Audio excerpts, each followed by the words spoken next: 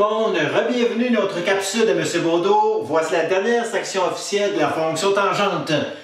Je tiens à vous dire une chose importante. L'année prochaine, l'important au cégep en calcul 1, admettons, ne sera pas de tracer une fonction tangente nécessairement. Encore moins retrouver sa règle d'une fonction tangente. Le plus important, honnêtement, ça fait mal d'avoir aussi près que ça. Le plus important va être plutôt de cibler où sont les asymptotes. Donc, la dernière section de la fonction tangente va être ceci comme objectif. Ciblons les asymptotes d'une fonction tangente. Je vous rappelle bien sûr que les asymptotes sont toujours des éléments qui sont verticales. Donc, des droits qui sont verticales. Donc, à certains x, notre but est de trouver dans le fond où sont ces x-là, où le y est indéterminé, où le y n'existe pas en réalité, car la fonction s'approche de ces asymptotes, mais sans jamais toucher. Donc, pour trouver ces x pour lesquels leur y est comme impensable, indéterminé, introuvable, on va donc se servir de ceci ensemble. Rappelez-vous que signifiait le mot tangente. Tangente, c'était bien sûr relié au taux de variation du rayon à l'angle en question. Comme par exemple, tous les rayons qu'elle a frappé les angles à votre premier cadran avaient des tangentes positives, car le taux de variation de ces rayons était positif. Le taux de variation des rayons et tangentes comme du pareil au même. Donc, ici, tangente positive. Bien sûr, ici, tangente négative, car vos rayons, bien sûr, à ces angles étaient décroissants. Donc, tangente négative à ces angles. Bien sûr, ici, les rayons qui vont aller frapper ces angles avaient des tangentes positives, car le rayon ici était bien sûr croissant à ces angles. Et bien sûr, les tangentes sont négatives à ces angles, car les rayons, bien sûr, ont des taux de variation qui sont formés par des rayons décroissants. Donc, tangente positive, tangente négative, tangente positive, tangente négative. Mais par contre, si vous remarquez bien, si c'est tangente à tous ces angles, dans les cadrans, soit 1, 2, 3 ou 4, existent car sont de valeur ici positive, négative, négative. Donc, il faut trouver les autres angles pour lesquels les tangentes n'existaient pas. Et ces angles pour lesquels les tangentes n'existaient pas étaient π sur 2 ainsi que 3π sur 2. Car si vous remarquez bien, si mon rayon va frapper l'angle π sur 2, son taux de variation serait ceci, delta y sur delta x. Delta y, mon rayon, mon trigonométrique, c'est-à-dire 1. Donc, delta y 1 sur delta x, 0. Donc, 1 sur 0 est en maths impensable. Ça ne se trouve pas indéterminé. Donc, l'angle pour lequel le rayon va aller frapper cet angle-là a un taux de variation déterminé. Donc, une tangente indéterminée, une tangente qui n'existe pas, sera l'angle π sur 2. Et pareil à l'autre angle, 3π sur 2. Car bien sûr, le rayon va frapper cet angle 3π sur 2 du sud en une pente qui ne se calcule pas. C'est-à-dire delta y moins 1, rayon de mon cercle ici négatif moins 1, sur delta x, je me tasse ni à l'ouest ni à l'est, 0. Moins 1 sur 0, en maths, ça n'existe pas.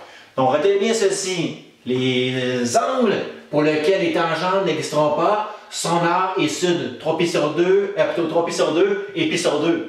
Avec ce principe qu'aux angles π sur 2 et 3π sur 2 que les tangentes n'existent pas, on va s'en servir pour cibler les asymptotes de la fonction tangente de base. Donc, premier exemple, trouvons les asymptotes, leurs endroits où est-ce qu'ils sont situés, de la fonction tangente de base, c'est-à-dire y égale tan de x. Vous allez voir, ça se fait quand même assez bien, si vous m'écoutez bien, donc à la maison. C'est-à-dire, le but va de trouver les angles pour lesquels leur taux de variation des rayons à ces angles-là, mais n'existeront pas, genre. Donc, pour ce faire, comme dans le temps pour la trouvaille des zéros, je vais me servir d'un cercle trigonométrique dans ma mémoire, ça peut dire, parce que ça, l'année prochaine, vous n'avez pas droit, genre, sur papier du moins, là, à ce grand cercle trigonométrique ici. Donc, je répète, trouvons les angles pour lesquels leur taux de variation des rayons à ces angles n'existeront pas. Les taux de variation n'existent pas, comme tout à l'heure je viens de vous dire, à π sur 2, ainsi qu'à mon rayon qui va aller frapper le sud, 3π sur 2.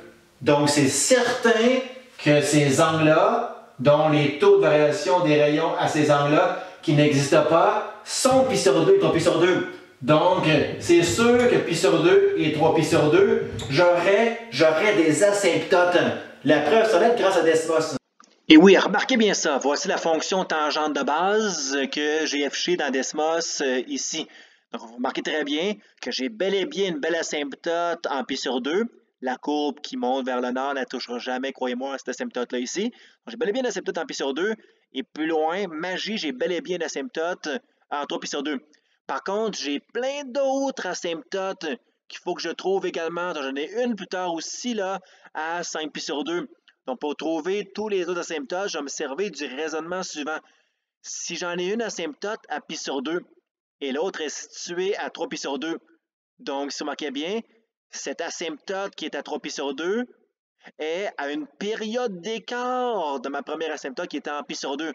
Donc, si j'en trouve une, je n'ai qu'à ajouter la période pour obtenir l'autre. Je n'ai qu'à ajouter une période pour obtenir la suivante asymptote, ainsi de suite.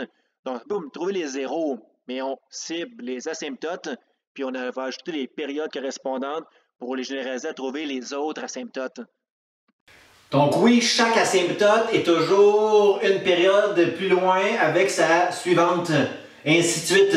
Donc si j'ai une asymptote, pour obtenir l'autre qui suit, je n'ai qu'à ajouter la période par après, bien sûr. Donc, lorsqu'on parle d'asymptote qui est verticale, on parle d'équation. Toute droite qui est verticale a toujours comme règle x égale, là en gros, elle va aller couper la des x, c'est-à-dire ici pour moi, d'abord, pi sur 2. Donc, son équation à l'asymptote première sera x égale clairement pi sur 2. Toutes les autres asymptotes seront écartées d'un cycle, genre d'une période plus loin. Donc, je n'ai qu'à ajouter la fameuse période, toujours comme étant la période pi sur b. Je travaille avec ma fonction de base, donc mon b vaut clairement 1. Donc, la période ici pour moi est pi. Donc, chaque asymptote est écartée de pi plus loin. Donc, comme j'ai plein d'asymptotes, c'est comme si n, je voulais avoir une asymptote de par après, donc n valant 1, une autre asymptote par après, n valant 2. On remarque très bien qu'il y a une similarité avec trouver les zéros là, des fonctions trigonométriques ici, par mes mots que je viens de vous dire. Donc, n, c'est bien sûr ici un entier. Bien sûr, cette asymptote-là qui est à 3pi sur 2 est comme inclus dans la première équation, comme dans tous les zéros aussi. Donc l'équation suivante, c'est-à-dire 3pi sur 2 plus sa période pi n, est comme inclus dans celle-ci. La preuve, pi sur 2 plus une période de pi. J'aurais bien sûr pi sur 2 plus pi. Pi, c'est comme dire en demi 2pi sur 2. Donc 2pi sur 2 plus pi sur 2, j'aurais 3pi sur 2. Donc on remarque très bien que c'est comme cette équation-là ici est comme inclus dans la première équation. Donc voici arrêté toutes les asymptotes, leur équation généralisée. J'en aurais une à pi sur 2, j'en aurais une par après pi plus loin, donc à 3pi sur 2. De 3pi sur 2, j'avance le autre cycle du nombre de périodes, donc j'avance encore de pi, si on peut dire. 3pi sur 2 plus pi, croyez-moi, j'aurais 5pi sur 2, comme tout à l'heure l'a témoigné Desmos. Donc, voici comment on cible aisément les asymptotes de la fonction de base. Le but, c'est de trouver les angles dont les taux de variation des rayons à ces angles n'existeront pas. Ces angles étaient ici au nord et au sud. Qu'un seul suffisait pour avoir toutes les asymptotes généralisées. Pas deux, parce que ça revient un peu redondant pour rien. On redouble les équations pour rien ici. Enfin, pour vous convaincre qu'ici il y a des asymptotes en pi sur 2 plus pi n généralisé, du moins à la verticale en x. Donc, en pi sur 2, en 3pi sur 2, en 5pi sur 2, c'est-à-dire pi sur 2, c'est comme si n valait 0 dans cette fameuse équation. Plus pi d'écart, j'aurais bien sûr, c'est comme si n valait 1, 3pi sur 2. Plus pi plus loin, j'aurais bien sûr l'autre asymptote en 5pi sur 2. Pour vous assurer que bel et bien des asymptotes à cet endroit-là, c'est très simple de le vérifier. Vous n'avez qu'à transférer x par pi sur 2. Si on pitonnait tant de pi sur 2, y n'existerait pas. Y serait comme qu'on appelle en maths indéterminé. On ne trouvera pas sa valeur. Ce serait impensable. Tant de pi sur 2, si on pitonnait, donnerait erreur. Donc, tant de 3pi sur 2 donnerait aussi erreur. Tant de 5pi sur 2 donnerait aussi erreur. Tant du prochain 7pi sur 2 donnerait aussi erreur. Donc, c'est clair qu'on pourrait avoir très aisément qu'on a raison. On a bel et bien des asymptotes où la fonction ne va pas toucher, où y est donc indéterminé qu'on ne peut pas donc estimer sa valeur. Voici un deuxième exemple, plus corsé un petit peu ici. Ciblons les asymptotes de la fonction suivante assez grossière. Donc le but est de trouver les x pour lesquels les y n'existeront pas. C'est comme si on analysait mieux la règle suivante comme étant ceci. Mon but est de trouver que doit donner ceci. Que doit donner cet angle pour que cette tangente n'existe pas en bout de ligne. Tan de quoi qui ne marche pas. Donc comme tout à l'heure on a jasé ensemble, si je traçais un système trigonométrique pour mieux me comprendre, à quel angle la pente du rayon à ces angles, donc leur tangente n'existe pas. C'est toujours à pi sur 2 autant qu'à 3 pi sur 2. Donc ici, le rayon à pi sur 2, on dit qu'il y a une pente, un taux de variation indéterminé. C'est-à-dire que ça n'existe pas en réalité. De même qu'ici, que mon rayon qui va aller frapper mon angle à mon sud de 3 pi sur 2 a aussi un taux de variation indéterminé. Donc une tangente qui est pareille aussi indéterminée. Donc, le but est de trouver que doit donner les angles que je vous encadre ici, dont leur tangente ou leur taux de variation n'existe pas. Mais ces angles-là, que j'ai encadrés ici, c'est pi sur 2 et 3 pi sur 2. Donc je répète ça une dernière fois tranquillement. Le but c'est de trouver que doit donner cet encadré que je pointe de ma grosse main droite ici. Donc cet encadré-là est en fait un angle. Trouver l'angle pour lequel la pente du rayon à cet angle n'existe pas, donc pour lequel tangente de quel angle n'existe pas, c'est à pi sur 2 ou 3 pi sur 2. J'en prends qu'un seul parce que bien sûr, prendre deux angles, ça ne donne absolument rien.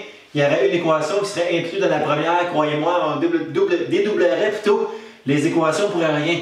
Donc, trouvons l'angle singulier dont la tangente n'existe pas. Cet angle-là, c'est pi sur 2.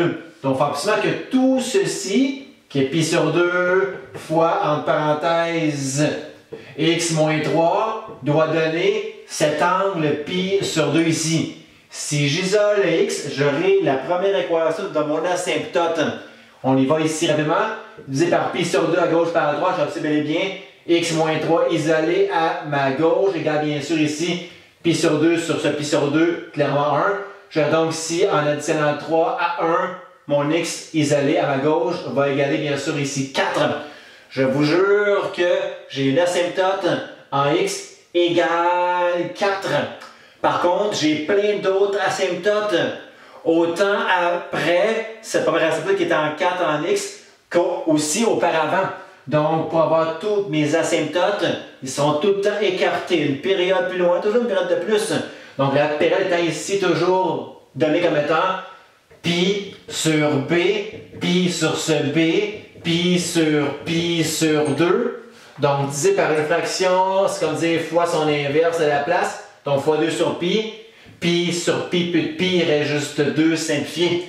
Donc, chaque asymptote serait 2 unités d'écart. Donc, ici, une part 4 en x, l'autre sera 2 plus loin. L'autre sera 2 plus loin. L'autre sera encore 2 plus loin. Donc, généralisons ici par le 2 plus loin, toujours, par 2n. Donc, ici, toujours n étant, bien sûr, un entier. Donc, c'est sûr et certain, je vous dis que j'aurai une première asymptote en x égale à 4. J'aurai une deuxième asymptote en x égale 6, 2 plus loin que 4, donc 6. J'aurai une troisième asymptote, 2 plus loin que 6, 8. J'ai une autre asymptote qui sera bien sûr ici, 2 plus loin que 8, 10. Donc voici grâce à Desmos que j'ai raison. Et oui, tu as raison Pascal. Si vous remarquez bien, voici la fameuse fonction tangente qu'on a analysée ensemble dans le but de trouver ces asymptotes. Donc j'ai bel et bien l'asymptote en x qui est 4. La voici la verticale, croyez-moi, est bel et bien en x qui est 4. J'ai une suivante asymptote, 2 de période d'écart, donc 2 plus loin que 4, donc 6. Une à 6 ici, c'est clair, à 6 à la verticale. 2 plus loin que 6, j'en ai une à 8 plutôt. Donc voici une à la verticale en 8. 2 plus loin, bien sûr, j'en ai une autre en 10. La voici ici en 10. Donc si on trouve une asymptote, j'ai tout le temps les autres qui suivent à une période d'écart. C'est comme dire un cycle d'écart, donc par après aussi. Donc, assez simple quand même de trouver où sont les asymptotes. Je pense que vous êtes assez convaincu qu'il y a des asymptotes à ces endroits-là, autant point de vue algébrique qu'aussi grâce à Desmos, les quelques secondes. Par contre, je tiens à dire une chose importante, que j'ai senti dans ma mémoire, vous-même sursauter à la maison, lorsque j'ai dit de prendre juste qu'un seul angle, genre pi sur 2, où la tangente n'existait pas à pi sur 2, et n'a pas l'autre angle en dessous. Ça ne sert à rien de prendre deux angles. Je vais vous prouver ici à l'instant qu'un seul angle suffit. Donc, je prenais ici 3 pi sur 2. Au lieu de prendre pi sur 2 égale mon intérieur de ma tangente, on va que je prends ici 3 pi sur 2. Donc, je l'écris ici, là. 3 pi sur 2 égale, pareil, l'intérieur de ma tangente, c'est-à-dire ici, pi sur 2, fin de parenthèse, x moins 3. Si j'isole x, vous allez voir que je vais obtenir, c'est sûr, une de ces asymptotes. Je ne mentirai pas, là. Cette équation-là est inclue dans l'équation ici suivante. La preuve, je divise par pi sur 2 à gauche par à droite. J'obtiens bien sûr ici juste 3 simplifié. Donc, j'additionnerai 3 à gauche par à droite, ça va l'égal. Magie, je vais obtenir ici x isolé à 6. Cette asymptote est celle-ci. Là, j'aurais pu la généraliser en inscrivant ici plus 2n. Mais j'ai obtenu ici plus 2 d'écart, 8. 2 plus loin 10. On remarque bien que cette équation-là revient au même que celle-ci, bien sûr. C'est redondant, on ne se répète pour rien. Donc, trouvez juste un seul angle pour lequel son taux de variation du rayon à cet angle-là n'existe pas. Ça va toujours être pi sur 2. C'est le truc.